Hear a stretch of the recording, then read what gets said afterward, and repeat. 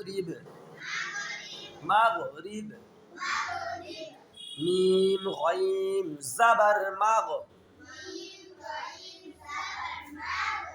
র বা জের রিব হ্যাঁ কলকলা হবে রিব মাগরিব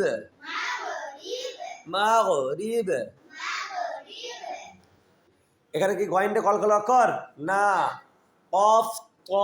বা জিম দাল তা বাটা কি ধরে কলকলা তাহলে মিম গইন জাবার মাগ